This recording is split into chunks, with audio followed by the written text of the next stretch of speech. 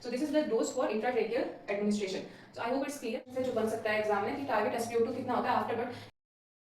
So hello everyone, चलिए discuss करते हैं नियोनेटल रिससिटेशन. नियोनेटल रिससिटेशन एक बहुत इंपॉर्टेंट टॉपिक है कोई भी एग्जाम पॉइंट ऑफ व्यू से. तो बहुत सारे plenty of questions that topic is covering. So let's get start. तो बेसिकली नियोनेटल रिससिटेशन क्या है? जैसे कि बेबी का बर्थ हुआ है, बर्थ होने के बाद में हमें क्या चेक करना है कि वेदर उसकी टोन कैसी है, उसका क्राई क्या है. बेबी का क्राई नॉर्मल है, बेबी बर्थ होते ही क्राई कर रहा है, उसका टोन भी नॉर्मल है. दैट टाइम हमें पता चल गया कि बेबी की जो कंडीशन है दैट इज नॉर्मल. तो we need to provide routine care only. और तो रूटीन केयर में क्या है कि एनवायरनमेंट को वार्म रखना हो गया. जो कोल्ड क्लैंपिंग है वो 60 सेकंड के बाद करनी है टर्म में. जैसे कि जो अपडेटेड गाइडलाइन है उसमें 60 सेकंड का मेंशन कर रखा है, पहले वो 30 to 60 थी.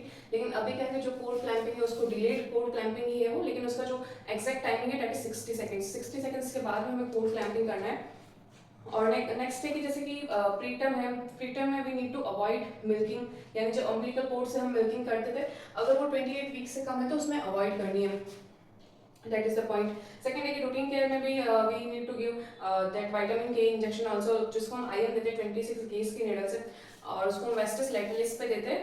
और जो मीडिया एस्पेक्ट का जो एरिया रहता है थाई का उसको अवॉइड किया जाता है क्योंकि वहाँ पे फ्यूमुलर ट्रायंगल प्रेजेंट रहता है. तो instead of that we should give that vitamin K injection to the vastus lateralis वाले जो anterior lateral aspect of thigh रहता है वहाँ पे दिया जाता है. तो इस विटामिन के से रिलेटेड भी क्वेश्चन आ सकता है कि किसका टर्म बेबी है और या उसका वेट 1 kg या 1 kg से ज़्यादा है तो उस time we need to administer 1 mg of vitamin K. और अगर प्रीटर्म बेबी है और उसका वेट लेस देन 1 kg है, that mean we should give 0.5 mg of vitamin K. This is the all points regarding to routine care. Now moving to the next part. Check कि baby अगर cry कर रहा है तो we need to start routine care. अब suppose अगर baby cry नहीं कर रहा तो that time we should start initial steps. ये जो इनिशियल स्टेप्स है दैट इज वेरी क्रूशियल और we need to complete this initial steps within 60 seconds. तो बेसिकली हम क्या करते हैं कि बेसिकली जो बेबी में नियोनेटल रिससिटेशन रहता है उसका फॉर्मेट रहता है that is TABC, temperature, air, breathing and circulation. तो टेम्परेचर है तो उसका लेबर रूम का टेम्परेचर मेंटेन करके रखना है, ड्राई लिवन होना चाहिए, कोई भी हीट लॉस का जो मेथड है बेबी में इवेपोरेशन कंडक्शन वो अवॉइड करना है. Second we are going for the airway. Airway में हमें क्या पोजीशन प्रोवाइड करनी है, बेबी को स्निफिंग पोजीशन प्रोवाइड करनी है. तो स्निफिंग पोजीशन आपको पता होगा जिसमें क्या होगा, शोल्डर के नीचे एक रोल लगा लेते हैं ताकि जो उसका ट्रेकिया है वो थोड़ा एक्सटेंडेड हो सके, एयरवे थोड़ा सा ओपन अप हो सके. So basically, so in this airway we are providing sniffing position. So P here stands for position. Next is R breathing. Breathing में क्या करना है कि सक्शन करना है बेबी का अगर इफ नीडेड. तो बेसिकली सक्शन में क्या करेंगे, पहले माउथ को सक्शन करेंगे उसके बाद नोज को सक्शन करेंगे. तो that is the format in neonatal resuscitation. जो इसका सीक्वेंस है वो क्या रहेगा, माउथ टू नोज. ट्रेकिया का सक्शन नहीं करना है, वो कॉन्ट्राइंडिकेशन है बेबी में तो वो अवॉइड करना है. So S stand for suction. Next है कि हमें इसके बाद जो ब्रीथिंग है उसको सेट करने के बाद, ब्रीथिंग का एस्पेक्ट मेजर करने के बाद में next we are going for stimulate. Next we are going to stimulate the baby. तो बेबी को स्टिमुलेट कैसे करना है, उसका बैक रब करना है, उसका सोल पे टिकल करना है, तो उससे कोई रिस्पांस आता है कि नहीं आता. ये तीनों चीजें करने के बाद में we should check the response of baby by checking the heart rate. अब हार्ट रेट के भी फॉर्मेट आएगा कि उसका हार्ट रेट 100 से कम है, 100 से ज्यादा है या 60 से कम है. That time further we have to proceed for resuscitation, that can be ventilation और advanced resuscitation. नेक्स्ट पार्ट हमने देखा कि हमने इनिशियल स्टेप्स कर लिए. इनिशियल स्टेप्स को हमने 60 सेकंड्स में कैरी आउट कर लिया. उसके बाद टू असेस फर्दर.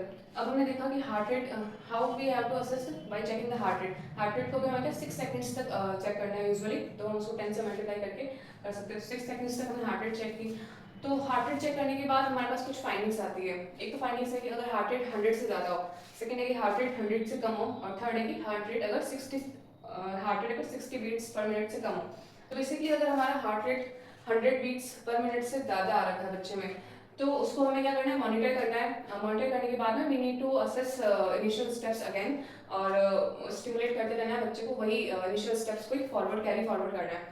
सेकंड है कि उसका टारगेट SpO2 रहता है आफ्टर बर्थ. तो ये एक इंपॉर्टेंट क्वेश्चन है जो बन सकता है एग्जाम में कि टारगेट SpO2 कितना होता है after birth. Each minute baby का जो टारगेट SpO2 होता है वो डिफर करता है. जैसे कि 1 मिनट है, 1 मिनट में बेबी का जो SpO2 रहेगा that will be 60 to 65%, 2 minute पर 65 to 70, 3 मिनट पर 70 to 75%, 4 मिनट पर 75 to 80, और फिफ्थ यानी अगर बच्चे के बर्थ के बाद में 5 मिनट हो रखे तो that time our target SpO2 should be 80 to 85%, और after 10 minutes it should be 85 to 95 per minute. So this is the target SpO2 that should be followed after birth.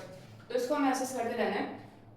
इस इनिशियल स्टेप्स के बाद में heart rate is less than 100 beats per minute. तो that time we should start ventilation. और ventilation कैसे अपन start करेंगे, bag and mask से वेंटिलेशन स्टार्ट करेंगे पॉजिटिव प्रेशर देकर। और ये जो वेंटिलेशन है वो हमें कितने 30 सेकंड्स तक प्रोवाइड करना है। तो ये जो छोटे छोटे क्वेश्चन है ना ये आता है, जैसे कि इसका ड्यूरेशन आ गया कि जो वेंटिलेशन है वो इनिशियली हम कितने तक स्टार्ट करेंगे, 30 सेकंड्स तक हमने बैक एंड मास्क से वेंटिलेट किया बेबी को। उसके बाद में हमें again we need to check the heart rate. अगर हार्ट रेट 100 से फिर भी कम आ रही है, we should check the ventilated steps, like जिस मास्क है वो सही से एडजस्ट हुआ कि नहीं हुआ, एयरवे में स्लीपिंग पोजीशन है कि नहीं, सक्शन करना है mouth to nose, open mouth है कि नहीं है, प्रेशर ढंग से दिया जा रहा है कि नहीं दिया जा रहा, और alternate could go for alternative airways also. So this is the second parameter. Next step बहुत इंपॉर्टेंट कि अगर हमारा heart rate 60 beats per minute से कम आया, हमने इनिशियल स्टेप्स चेक कर लिए 1 मिनट के अंदर, और 1 मिनट के बाद जब हमने हार्ट रेट असेस किया तो that is less than 60 beats per minute, तो उस time we need to start chest compression और we need to maintain circulation. तो हम क्या करेंगे, चेस्ट कंप्रेशन स्टार्ट करेंगे और बैक एंड मास्क से पेट को वेंटिलेट करेंगे। उसके बाद में उसके 60 सेकंड्स के बाद में we will check heart rate again, और अगर उस वक्त भी अगर हमारा heart rate 60 beats per minute से कम आएगा तो that time we are giving the drug that is epinephrine. So the question could be asked that कि चेस्ट कंप्रेशन स्टार्ट होने के कितने देर के बाद में we are going for the drug management, that is 60 seconds यानी 1 मिनट के बाद में। तो हमने ये देख लिया। नेक्स्ट है हमारा कि अब चेस्ट कंप्रेशन है और वेंटिलेट करना है, तो उसका रेशियो क्या रहता है। तो बेसिकली जो उसका रेशियो रहता है दैट इज 3:1, यानी 3 हमारे कंप्रेशन लेंगे, उसके बाद में हम 1 ब्रीथ प्रोवाइड करेंगे, यानी 1 मिनट में 90 कंप्रेशन होंगे और 30 ब्रीथ्स होंगे। तो 3 कंप्रेशन की, उसके बाद में एक ब्रीथ दी, वापस 3 कंप्रेशन की, 1 ब्रीथ दी, तो ऐसे कितने 90 इवेंट्स हो जाएंगे कंप्रेशन के और 30 इवेंट्स हो जाएंगे वेंटिलेशन के। तो बेसिकली 120 इवेंट्स होते हैं that is carried in 1 minute. तो चेस्ट कंप्रेशन जो लोअर 1/3 ऑफ स्टर्नम रहता है, यानी स्टर्नम है, उस स्टर्नम का जो सबसे एंड में लोअर 1/3 है वहां पे चेस्ट कंप्रेशन देना होता है, और उसकी डेप्थ भी क्या रहती है 1.5 इंच। जो चेस्ट कंप्रेशन देते हैं उसकी 2 टेक्निक्स होती है, एक तो 2 थंब मेथड और एक 2 फिंगर्स मेथड।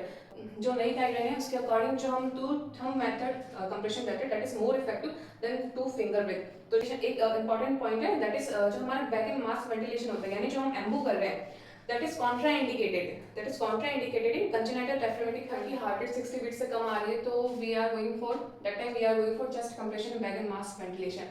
उसके बाद में भी after 1 minute we are checking again heart rate is coming less than 60 beats per minute, so we are going for drug epinephrine। Epinephrine का जो डोज है उससे रिलेटेड मोस्टली कंफ्यूजन होता है, और उससे रिलेटेड मोस्टली हर बार डायरेक्ट क्वेश्चंस आते हैं। बेसिकली जो एक एम्पूल है एड्रेनलिन का उसमें 1 ग्राम होता है 1 ml में, यानी 1 ml का जो एम्पूल है एड्रेनलिन का उसमें 1 ग्राम की कंसंट्रेशन रहती है एड्रेनलिन की। तो that means 1 ml is equal to 1000 mg। अगर इसको mg में कन्वर्ट करें तो 1:1000 mg का ये कंसंट्रेशन हो गया। अब जो नियोनेट है उसमें जो concentration we are using for neonatal resuscitation that is 1:10,000, यानी ये जो 1:10,000 है उस कंसंट्रेशन में हमें यूज करना है रिससिटेशन के टाइम एड्रेनलिन।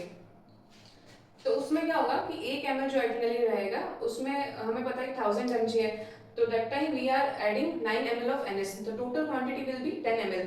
तो 10 ml में हमारा ये जो एड्रेनलिन है वो डाइल्यूट हो गया, और dilute 1 ml of total solution is containing 10,000 mg of adrenaline, so that is the concentration we are using for neonatal resuscitation। So next when we are going for the route, the most preferred route will be umbilical vein। जो vascular access है उसको prefer किया जाता है, उसमें भी umbilical vein है, तो that is the most preferred route for injecting adrenaline during neonatal resuscitation। तो इसको हमें कितनी क्वांटिटी में देना है, तो basically it's depending on the how much the weight baby having. तो बेबी का जो कितना वेट है, नियोनेट का कितना वेट है उस पर डिपेंड करता है कि कितना देना है। The dose will be 0.1 to 0.3 ml per kg in ml, or if they are asking in mg, so that time the dose will be 0.01 to 0.03 mg per kg। so this is the dose depending on the ml or mg। So no need to confuse, क्योंकि ml की जो quantity है वो ml में ले रहे हैं, और उस ml का जो पर्टिकुलर 0.1 ml है वो कितना कंटेंट करता है एड्रेनलिन को कंसंट्रेशन में, दैट इज 0.01 mg। तो इसमें कंफ्यूज नहीं होना है। और बेबी की केजी के according we are administering this epinephrine by IV. ये जो डोज है वो आईवी से है कि आईवी से कितनी डोज देनी चाहिए।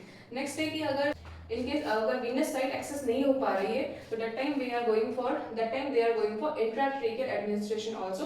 तो इंट्राट्रेकियल का जो एडमिनिस्ट्रेशन की जो डोज है वो भी आपको पता होनी चाहिए, that is 0.5 to 1 ml per kg in ml। or in mg it will be 0.05 to 0.1 mg per kg. So this is the dose for intratracheal administration. So I hope it's clear. Next है कि जो maximum duration रहता है unitary resuscitation का, that is 20 minutes.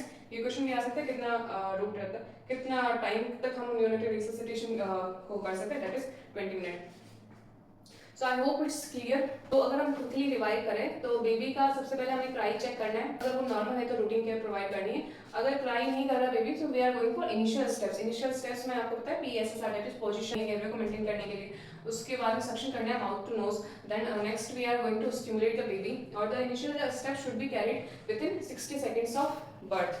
तो ये हो गए इनिशियल स्टेप्स के बाद में further we are checking the baby's condition by check assessing the heart rate. Heart rate में हमने देखा अगर 100 से कम है, अगर 100 से ज़्यादा है तो we need to monitor further. अगर 100 से कम है तो वी आर गोइंग फॉर बैक एंड मास्क वेंटिलेशन. और अगर if heart rate is less than 60 beats per minute that we are going for chest compression, bag and mask ventilation. And after 1 minute of that compression and ventilation we are administering the drug epinephrine. So this is the neonatal resuscitation. I hope you learned it